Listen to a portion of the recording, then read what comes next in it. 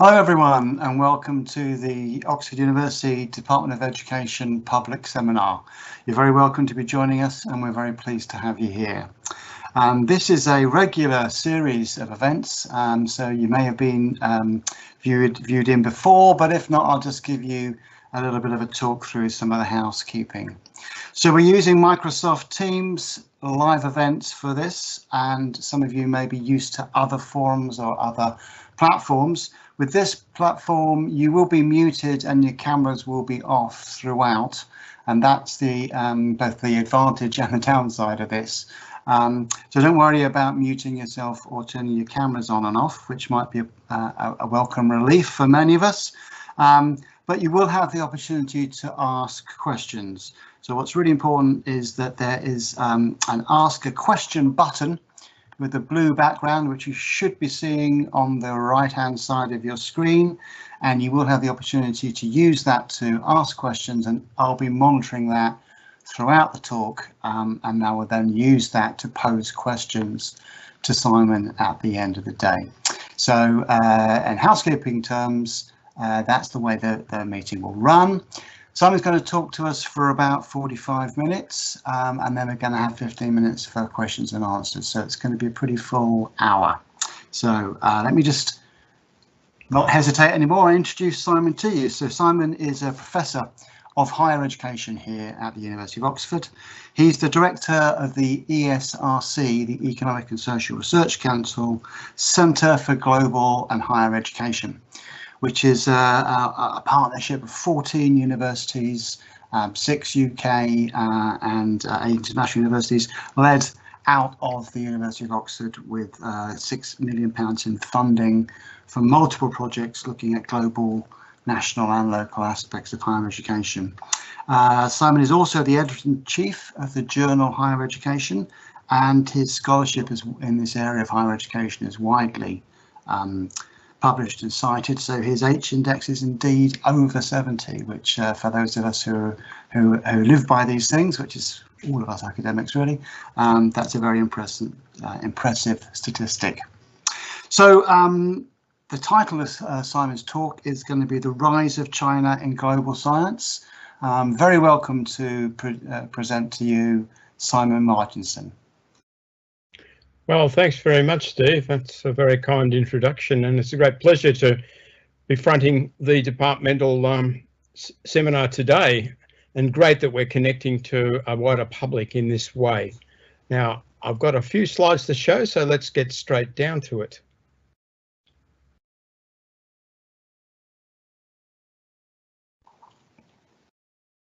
Now, for the first 4 decades after World War II, science and technology were sustained mostly by a handful of countries in North America and Western Europe, plus Soviet Russia and Japan.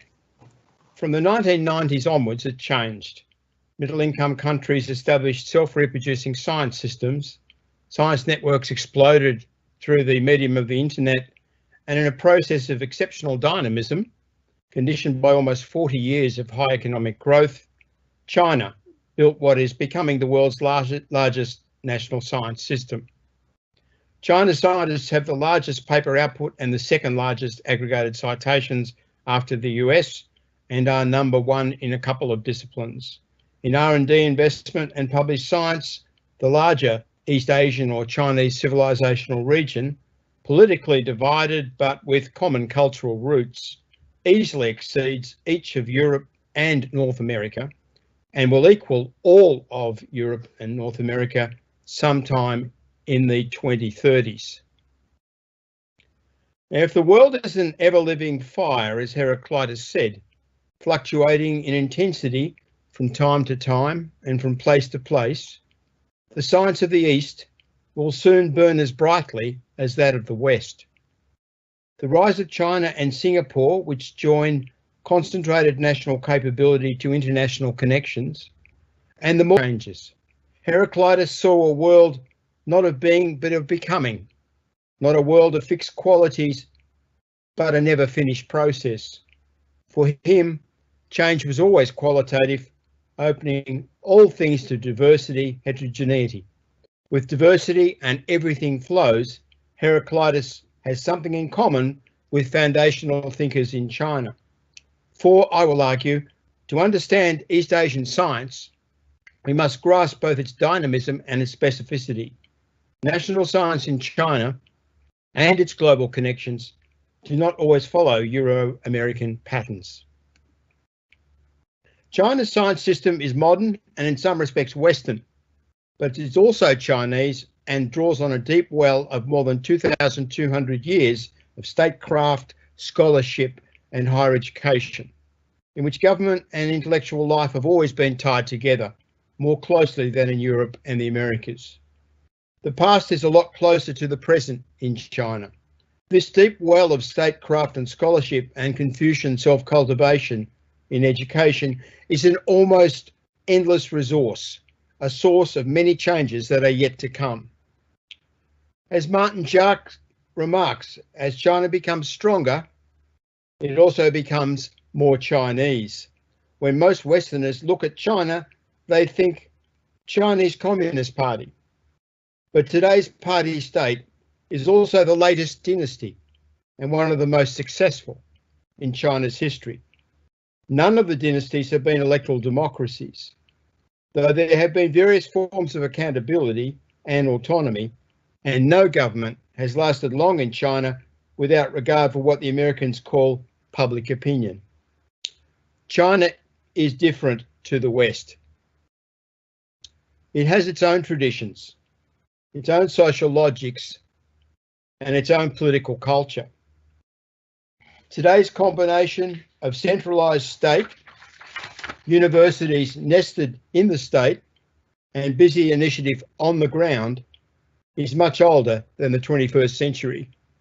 Now, this lecture aims to describe and explain the achievement and limits of science in China, partly focusing on relations between the national science system and global science. It reflects on R&D investment, the expansion of outputs and lifting of quality, the balance between disciplines, world-class universities, citation quality, national and global collaboration, including relations with US science.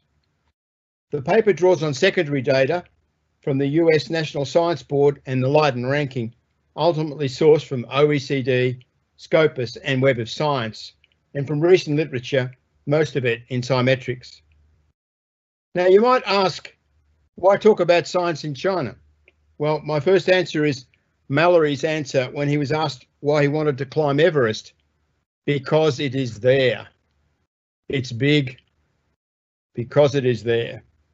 China's science system is there and it's important. Like all big science, it's world transforming.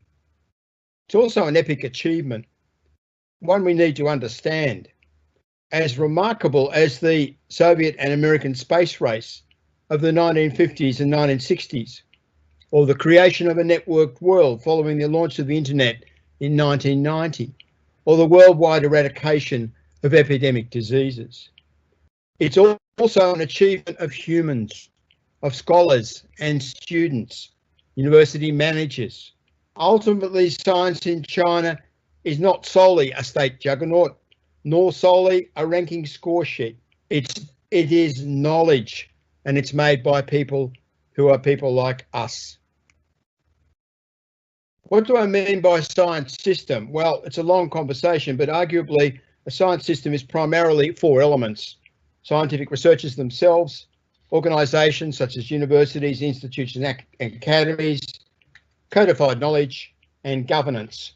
There are also infrastructures and media of interaction, communication and production. By system, I simply mean a set of elements, an assemblage, an interactive whole within defined borders. My focus today is on science, that is the natural science-based fields. My core inquiry is into globalisation, and here I'm interested in the interaction between China's national system of science and the global science system. While some data on social science will appear, most social science and nearly all the humanities are outside the problematic I'm dealing with today. They're conducted in national languages and outside global conversation. Social science in China, where my colleague Xin Xu is the expert, is another paper. Now, a complicating factor in science is that there is not one science system, but many. First, there is the global science network, albeit differentiated by disciplines and by specialised networks. Second, there are national science systems in each country, which interact and partly overlap with the global system. Here, the term global does not refer to the whole world and everything in it. The global dimension is specific to activities and relations constituting a worldwide or planetary ontology that tend towards the evolution of the world as an integrated meta-system. Globalization in science refers to the combined processes of global convergence and integration. For example, the formation of a single pool of knowledge in the global language of science, which is English. So in this paper, global science refers to only that part of science which enters into the common worldwide system of people, institutions, and published works, plus the infrastructures and activities that sustain the cross-border conversations. There's one very important difference between global system of science and national science systems. In the global system, scientists and scientific teams interact freely in the open space between institutions and between national systems, while being subject to common professional norms, their norms of self-management. Global science is largely bottom-up, operating through communication and publication. There are intellectual leaders, but no single controlling force. This is different to national science systems. They're funded by governments, often for national advantage or survival, and they're subject to law, funding, and policies that regulate scientific institutions, and rules shaping researchers and their work. Yet these two different kinds of science system operate simultaneously, overlap, and provide conditions of possibility for each other. There can be contention between them, but there are also synergies, as in the evolution of science in China, as I'll explain. Scientists wear two hats, disciplinary global and national, and many of them are well aware of it. China's great good fortune in science was timing. The country set out to build a world competitive science system and open up to world science as a means of doing so, at the same time that the global science system really took off in the internet era. Science in China rose on the crest of a wave of globalization and also contributed to that wave. After the devastation of the Cultural Revolution, Deng Xiaoping set out to rebuild science as the key to modernization. He used internationalization to drive accelerated development, not so as to borrow, but to guide the creation of China's own capacity in original science. He depoliticized science, arguing that knowledge was universal. Subsequent policies encouraged the outward mobility of Chinese students and researchers for training and collaboration, fostered global publication and co-authorship with foreign scientists, adapted system and institutional models from the West, and systematically benchmarked research, academic units, and institutions with high-quality foreign comparators. Open sharing with international partners in the self-managed global disciplinary networks was encouraged. At the same time, China's science was, as it still is, nested in traditional scientific governance, in which self-managed science is embedded inside the state and fulfills national policy agendas. The national science system took root in the 1980s, but output only really took off in the last 20 years or so. China's number of science papers passed the US in 2016. China's growth of science has coincided with a great growth in the world science system as a whole, at the rate of 5% per year, and the pluralisation of science-producing countries. Many more countries produce science than was the case 30 years ago. However, on a discipline basis, there's not one global science system, but there's several, and the roles of East Asia and China vary between them.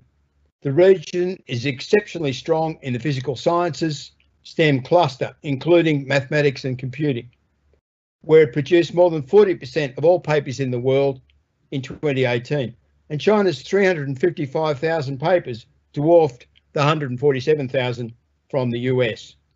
Between 2000 and 2018, China grew its world share of Scopus papers in physical sciences STEM from 9 to 28%.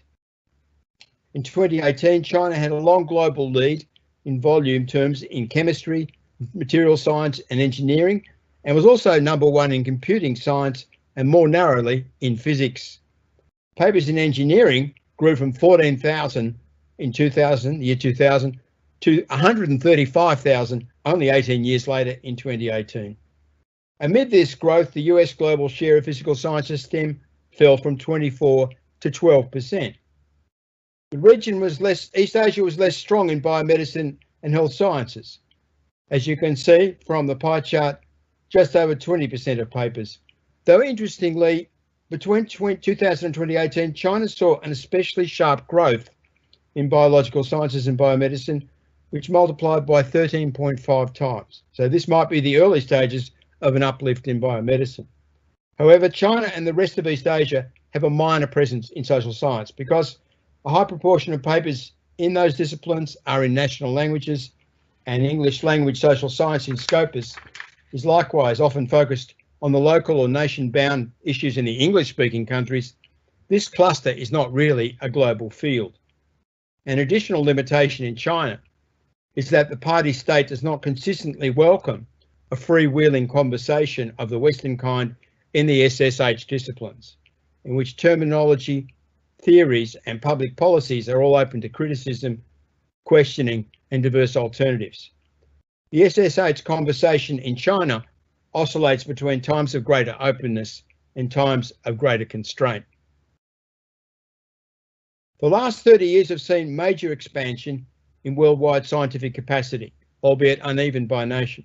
Between 1995 and 2018, of the 32 OECD countries for which we have data, R&D as a share of GDP rose in 27 and declined in only 5. Investment in R&D has risen substantially throughout East Asia, except in Japan. Science is booming in China because it is funded to grow. The GDP percentage is still increasing. Over the timescale of the graph, R&D in China multiplied by 10 times in real terms, and in South Korea by 3 times. Total R&D investment in higher education in China in 2018 was 41 billion in current prices, second only to the US at 74 billion. China's science paper output, the grey shading, rose lockstep with the increase in funding.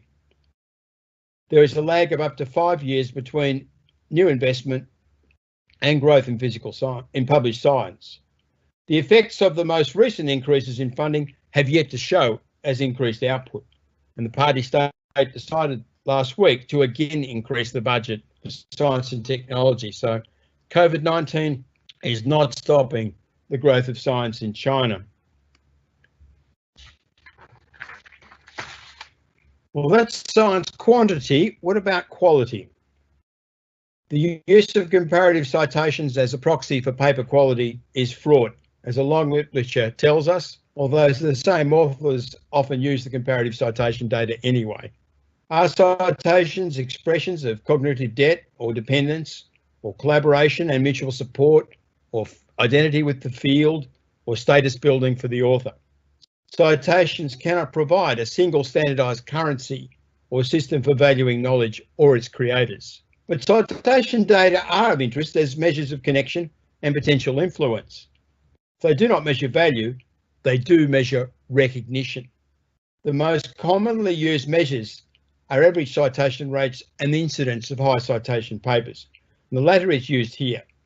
In China, the proportion of all papers that were ranked in the top 1% of their field on the basis of citations rose from 0.33% in 1996 to 1.12% in 2016. But China reached the world average citation rate, so 1% of its papers were in the top 1% in 2015. The citation rates of America's papers are discounted by the exceptionally low recognition by American authors of papers by Chinese authors. Now, the citation rate of China's papers are discounted by the exceptionally low recognition by American authors of papers by Chinese authors. China's papers are sourced at the higher rate by the rest of the world than they are by American authors. So citation of China's authors is improving, but from a low base.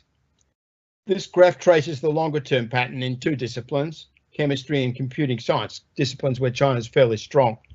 China has now passed the EU countries in both disciplines in terms of the papers in the top 1%. It remains well below the US in chemistry, though it just might catch up to the US in computing research.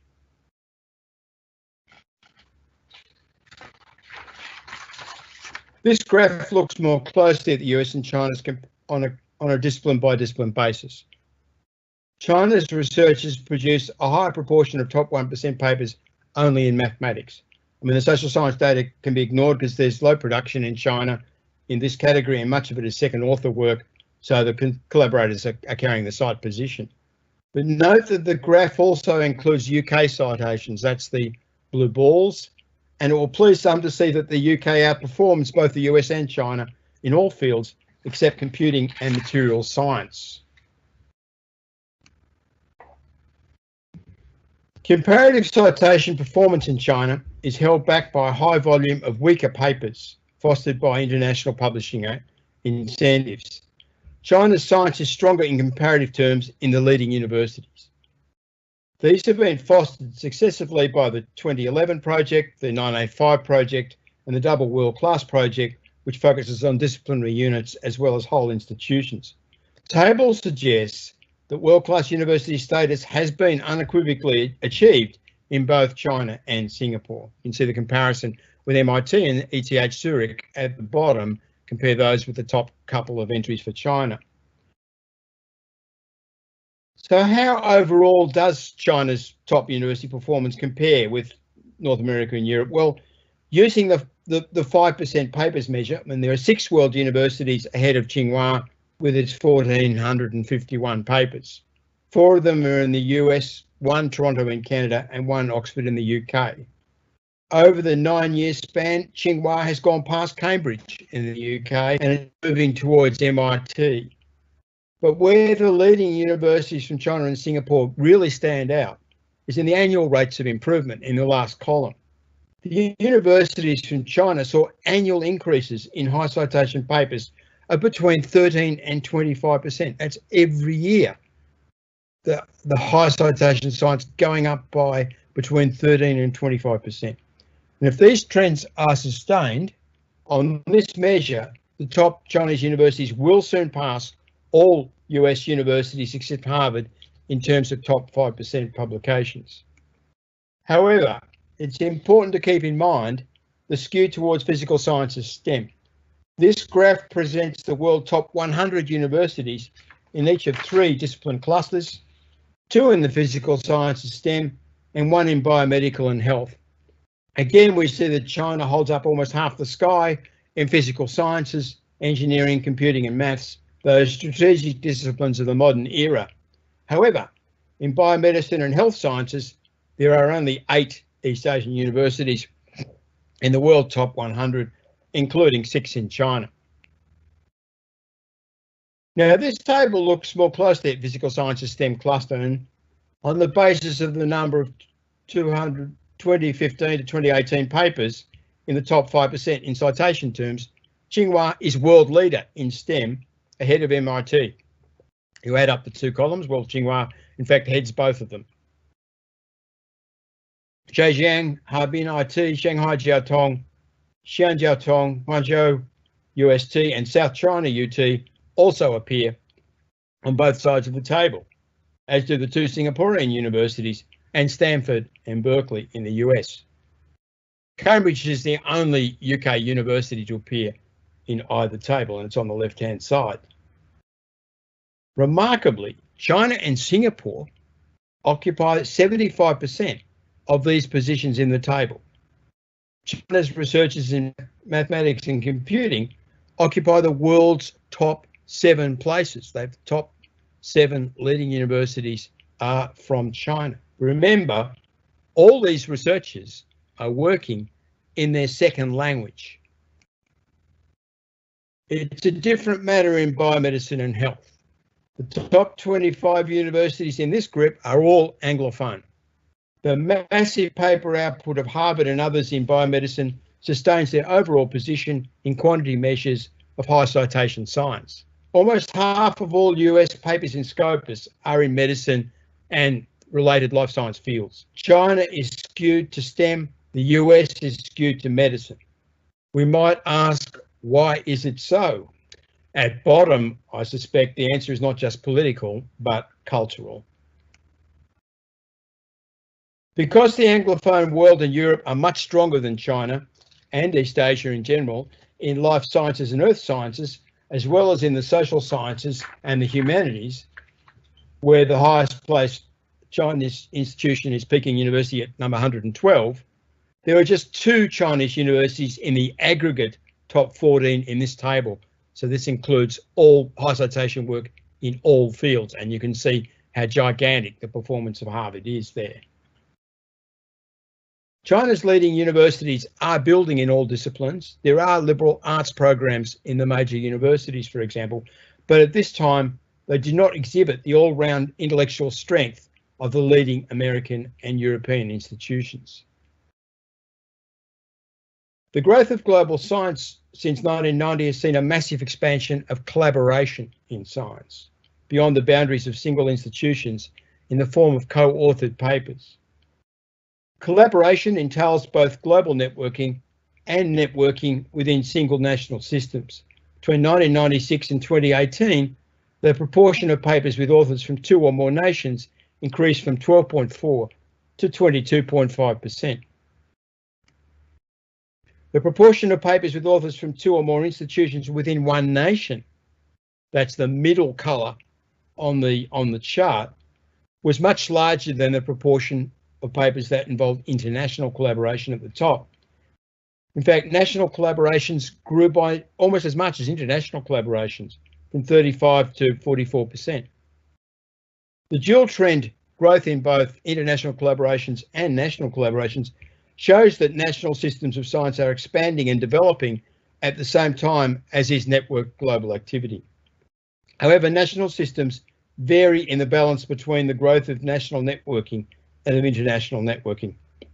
In the long-established science systems in North America and Europe, the pattern since 1990 has been ever more extensive international collaboration. I mean, 2/3 of papers produced at Oxford involve international collaboration.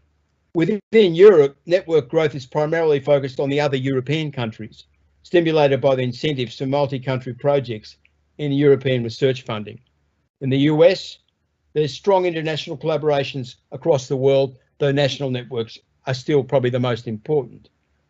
As Alichnika and colleagues stated in their 2019 study of the global science system, the contemporary global scientific network is woven around the US. Among emerging countries, there are different patterns. A group of smaller countries has focused primarily on international collaboration as the means of building research capacity. A second group of emerging countries, which includes several larger countries, has pursued international collaboration, but also pursued construction of a robust national science system.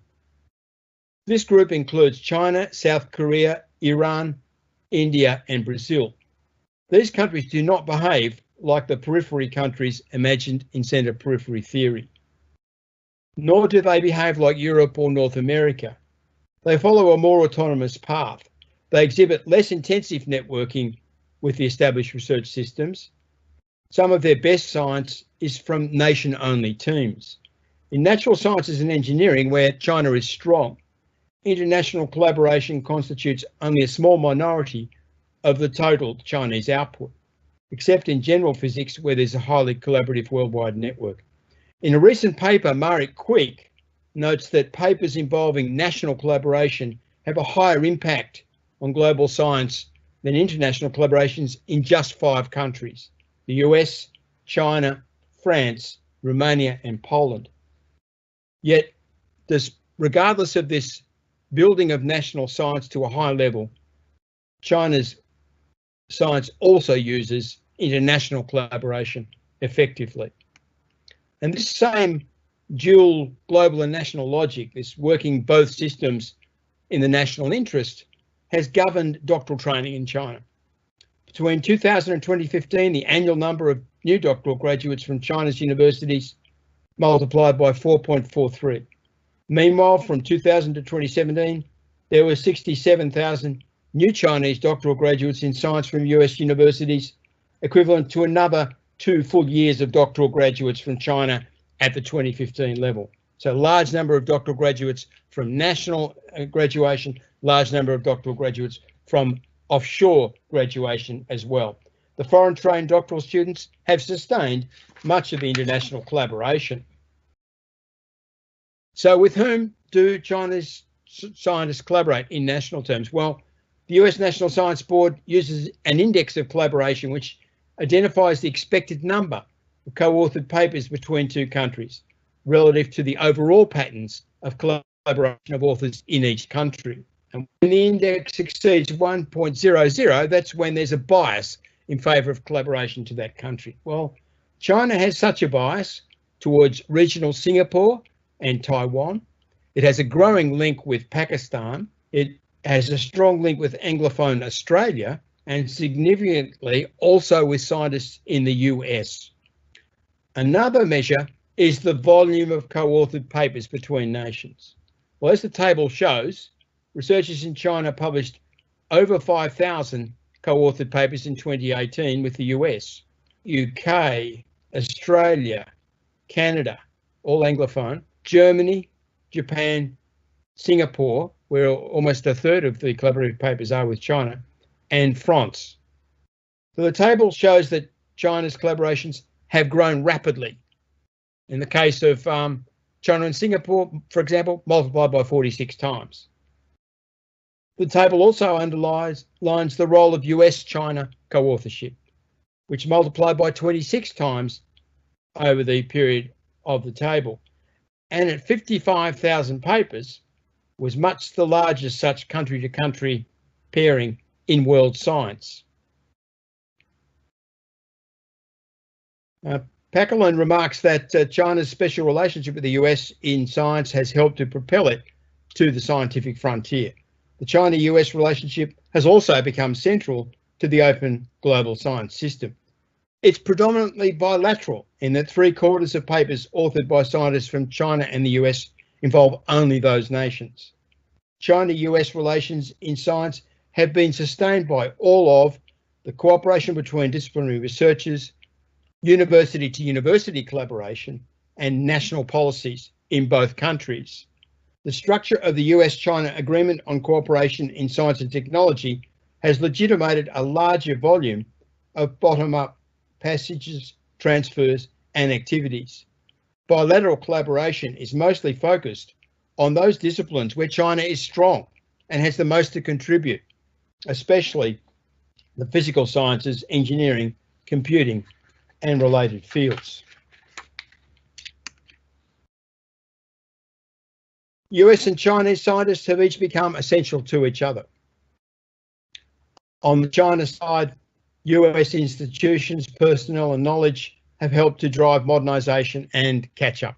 On the US side, Chinese doctoral students and postdoctoral researchers have contributed to American research, and China has supplied funding and intellectual ballast. Among the 500 highest citation bilateral papers from 2014 to 18 that were studied by Lee and Haupt, 49% of these high citation papers had lead authors primarily affiliated from China. US scholars led on 28%, and the remaining 23% involved joint affiliations. So the China scholars were more prominent in first authorship than the Americans in these highly cited joint papers. At the same time, 7 Chinese funding agencies supported 114,000 joint publications, while 3 US funding agencies supported 33,000. So the bulk of the finance for these joint papers came from China.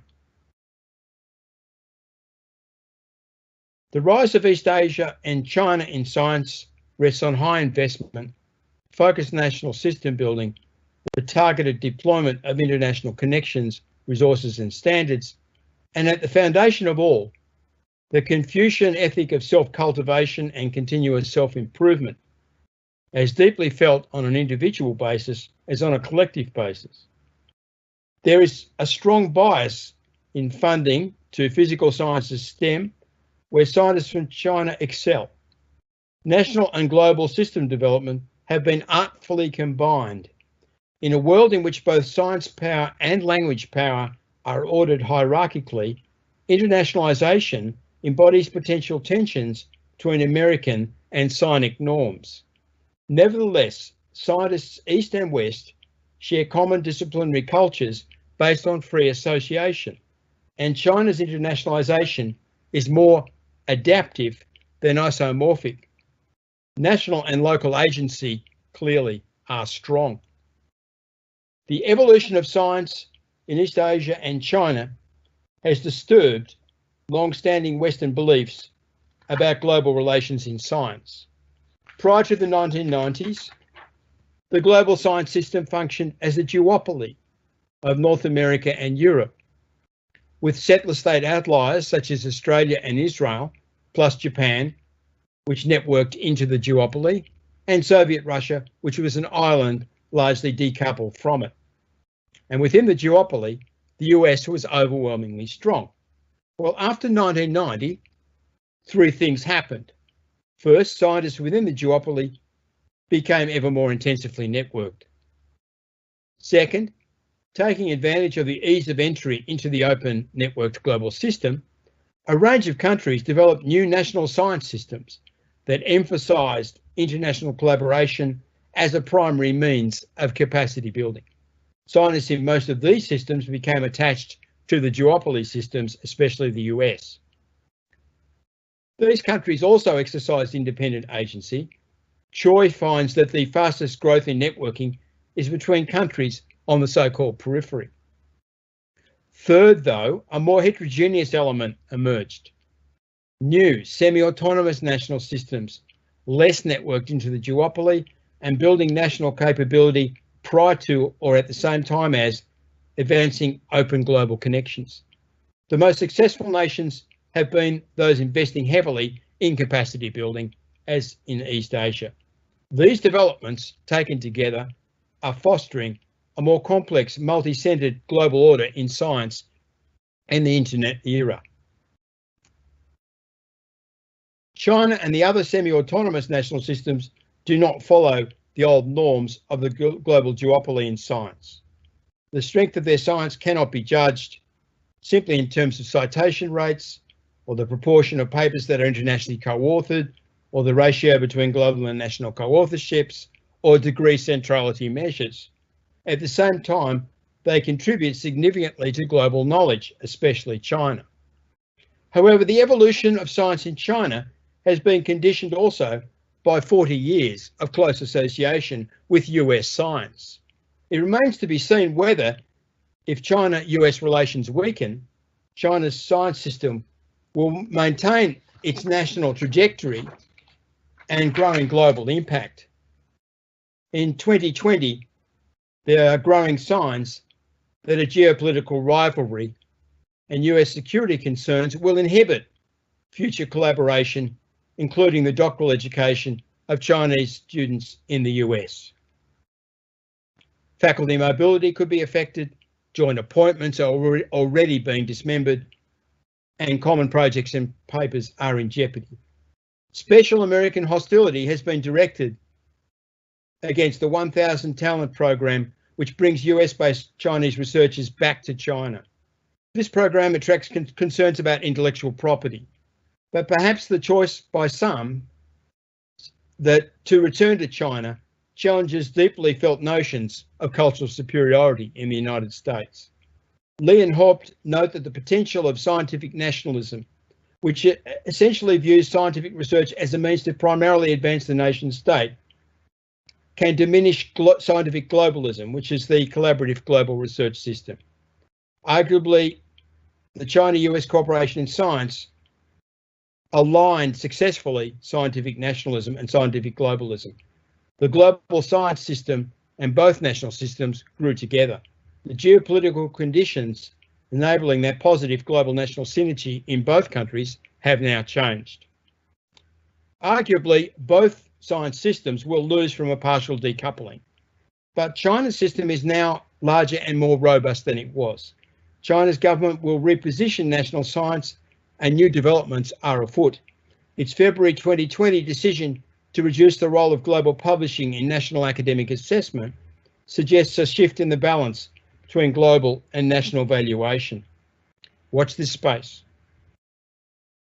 The sudden dislocation of scientific collaboration triggered by the Chinese-US global standoff, not to mention the effects of the COVID-19 pandemic, uneven as they are by country, underline the wisdom of the sages of both ancient Greece and ancient China.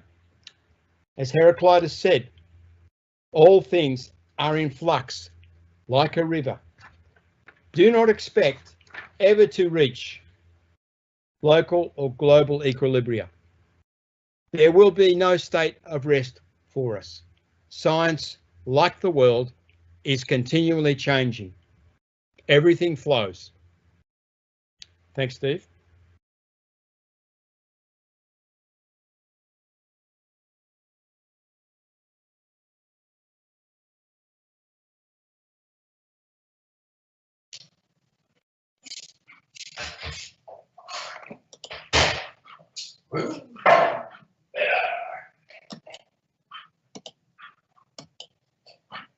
Maybe I'll take the chance to ask the first question. The questions are open. Please, everybody, do type a question into the Ask a Question box, and I can read those out to Simon. But taking advantage of my role of chair, it's really interested in the rise of the strength of Chinese universities through science, and I'm wondering what this means in terms of student flow. I know that's not particularly the focus of your talk, but is it? Should we anticipate, COVID aside, fewer university students flying from China to universities in the West as the strength of the Chinese universities, internal strength for them, increases?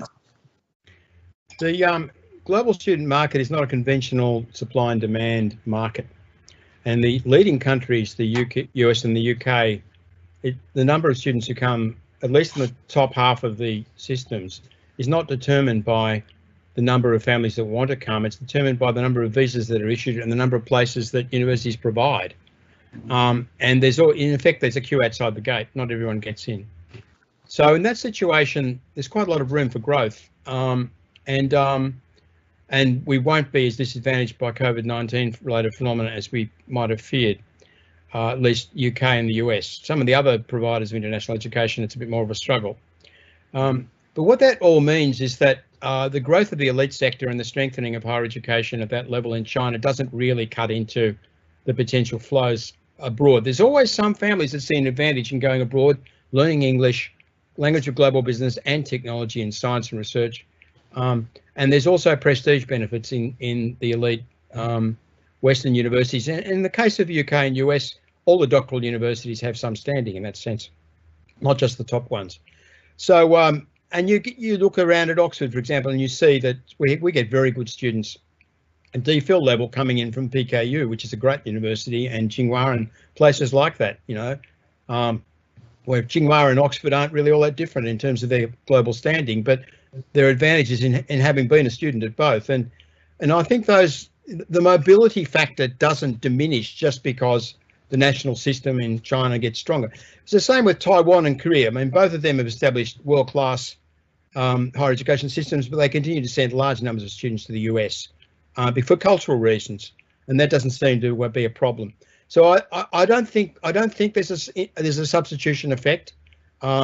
What's more likely to play in here is the geopolitics, and if it becomes if the Chinese government decides it doesn't want people to go abroad, or there's a sort of feeling that Chinese students will not be well received when they go abroad, then the family patterns will change. Fascinating. Right, I got some questions coming in here, and the first is from Justin Powell. Thanks for the fascinating talk, Simon. You emphasize that scientific autonomy is limited in China, and thus its contributions to life sciences and social sciences are less strong. Is there recognition in China of this problem?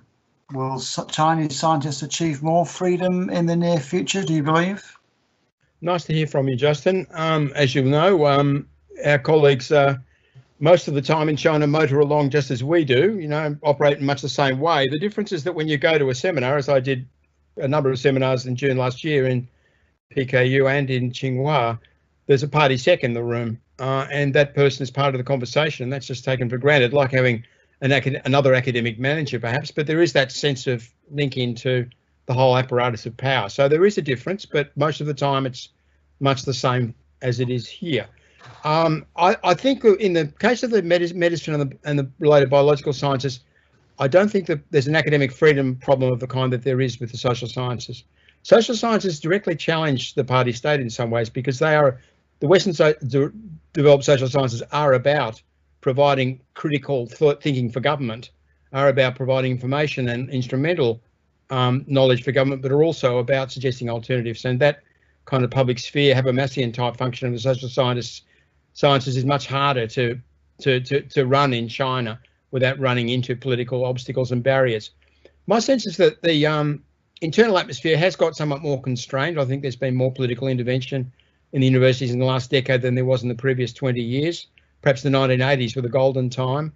After Tiananmen, things tightened up, then they loosened up again towards the end of the 90s and into the 2000s. But since Xi Jinping arrived, it has been getting harder to be critical. There's, at the moment anyway, there's no letting up in that trend. It seems to be getting tighter rather than more open. Traditionally, China seems to oscillate, right through the whole imperial period as well, between periods of openness and periods of closure. The regime opens up, becomes more cosmopolitan, lets the foreigners in, lets a lot more dissent and discussion internally, and then the regime cracks down on difference, cracks down on outsiders, cracks down on internal critics, and so on. And this kind of oscillation occurs in long spans, often 5 or 10 years at a time. So we wait for the next long trend back to relaxation of controls internally, and then we'll probably see more debate and discussion about the big national and global political issues inside the system. Thank you. Hopefully that's provided a very comprehensive answer. Another question here from Simon Gourney. Could the Chinese-West relationship, the deterioration in the relationship between the West and China, have any impact on transnational undergraduate programs? Universities such as Jiatong, Liverpool, and the many transnational programs across China. It gets one of the things that I'm a bit worried about, to be honest. I'm concerned that we may see the almost weekly increase in Sino-Western tensions play out in some negative way for for the Ningbo campus and the Xi'an campus and so on, and the American Sino foreign cooperation campuses as well. And I mean, there's been tremendous commitment by English language universities in China, particularly the Americans who put a lot of bricks and mortar in. The major universities like Stanford, Harvard, Yale and so on have got major initiatives in China, but also through Nottingham and Liverpool and so on. So, I mean, in that situation, those long-term commitments aren't going to be thrown away. They're not going to be eroded lightly. And I don't think the Chinese government wants to get rid of the foreigners at this point in time either. It's just that when the negatives are sort of mounting, then everyone starts to become much more cautious, do a lot more due diligence and risk assessment, not engage in things that would have been engaged in before because of the risks. In other words, everyone becomes less open. And that could inhibit things. I mean, providing students still coming to the UK in large numbers, though, I think the educational relationship won't change a lot. Where we'd have to start to worry would be if that flow of students onshore into the UK dried up. If that was happening, then that would be the sign of something negative occurring. Great, thank you. And a question from Sybil Erdogan. Do you think the academic writing genre in humanities and social sciences is very different in China? So the fact that these disciplines are lagging behind, as your talk showed, might be beyond an issue of language and politics, but more a matter of cultural norms about humanities and social sciences, which are very differently defined in China versus the West. Yeah, I agree with that completely. And I would emphasize that the comparative data across the disciplines don't tell us anything useful much about humanities and social science. I mean, I'm obliged to put the numbers up, but honestly, you know, it wouldn't be correct to conclude that that China is underperforming in those disciplines from these numbers, because there's an immense amount of work in Chinese. And I mean, I read a very good doctoral thesis from HKU several months ago, where the student looked at the Tsinghua Sociology Department and compared their work in Chinese and their work in English. And their work in English was often to American topics. They were doing an immense amount of work in Chinese, which was much more focused on local and provincial needs, and probably much more useful. So there's a lot of very useful instrumental social science going on. It's about urbanisation, it's about ecology. I mean, these fundamental issues about improving life and society.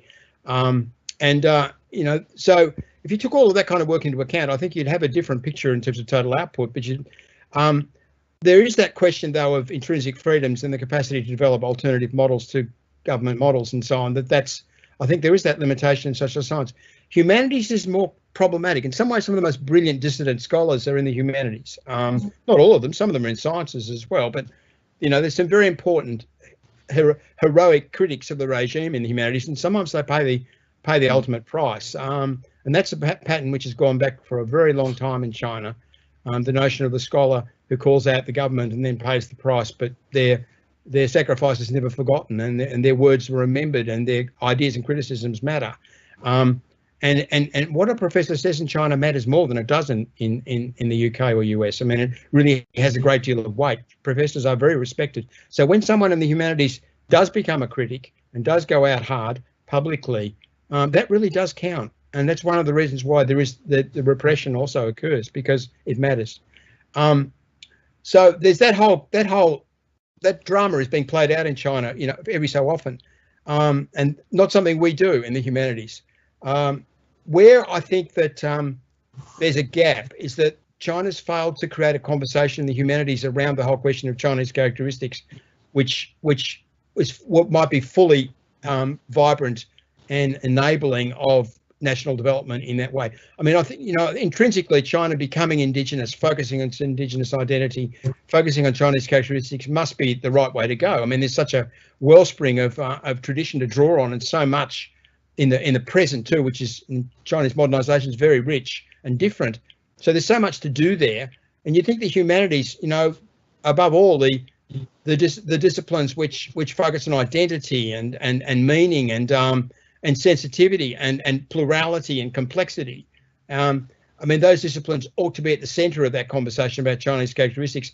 And I think they're being pushed to the margins precisely because the government sees them as dangerous.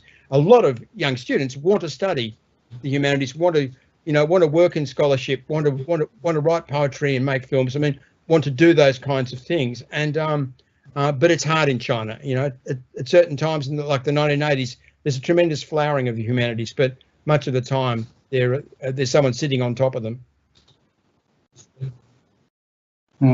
Thank you. Another question here. Along with the challenges to China-US cooperation, could you comment more on changes to China-EU/UK cooperation, particularly in relation to Brexit and Belt and Road Initiative?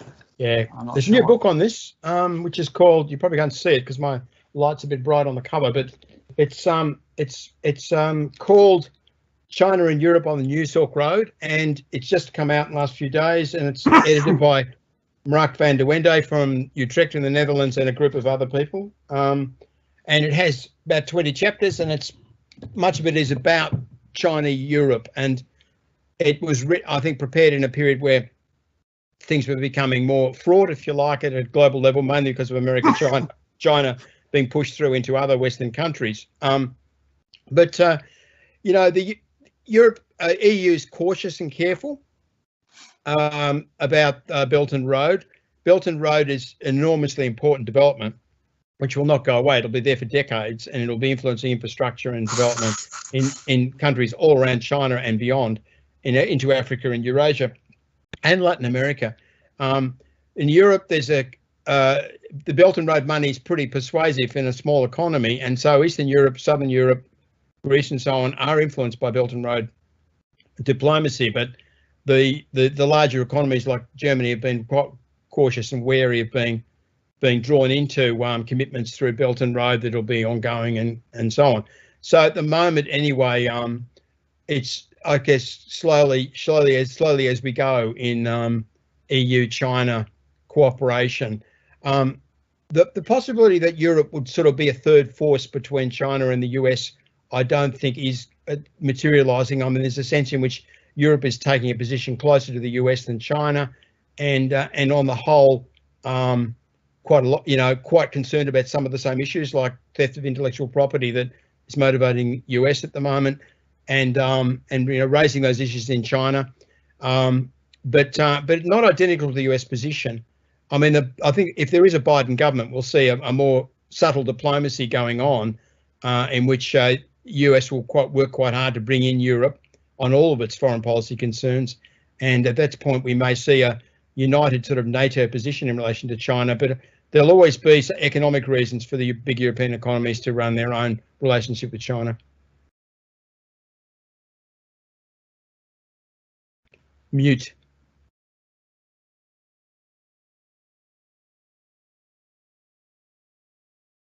Yeah, sorry there. I don't know how I became muted there. Another question's come through. Do you think maybe some Chinese academic journals, especially in the social sciences and humanities, are somewhat devalued in a way because of the accessibility, because of the language issue? And a second question, should there be universal or golden publication standards in the English-dominated social science and humanities areas? Well, I think you'd like to see much more translation going on into English as well as out of English into other languages. I mean, a lot of the very best work we never see in English. I mean, my own small field of higher education studies, which is the social science field, there's a lot of really good scholarship in Latin America. Arguably more of the sort of philosophically, historically informed scholarship of high quality than we have in English. We see very little of that in English because it isn't translated, or only a little is translated. And yet, I mean, there must be similar kinds of problems in many disciplines. And I mean, Arabic, Spanish, Portuguese, not just Chinese, but Chinese is a big family of work, and we don't know what's being said in Chinese. We do know what Chinese scholars take into English, where they often have to work to a global conversation, which may not be necessarily fully applicable in China. And that is a constraint which many feel and talk about when they're interviewed on this topic. No, so I think gold standard gets in the way, whereas a gold standard in physics makes sense, gold standard in maths makes sense, but a gold standard in sociology is probably not a very good idea. What you'd rather see is ways in which the global research system could bring forward plurality, and I think that translation is a key to that in the social sciences and humanities. Yeah, I suspect if the metrics were determined by your number of publications in the Chinese language, we wouldn't be looking at quite the same rank ordering that you presented to us. Well, and the numbers would be different all around. I mean, even the numbers in science in Chinese is enormous. I mean, there's something like 3,500 Chinese language journals in the physical sciences, 3,500 just in Chinese. So not everyone's working in English or the global language. I'm sure a lot of that work isn't translated into English, and we never see it. That's absolutely fascinating. We have reached 6 o'clock now. We're trying to keep our meetings at an hour to give people a sense of a breather. But this talk will be available, I think, on the Oxford University Department of Education YouTube channel. So Simon's agreed that it can be publicly available, so you will be able to look and reflect on that. And thank you again for joining us, everybody out there, and thank you particularly to Simon for giving such an interesting and such an engaging talk.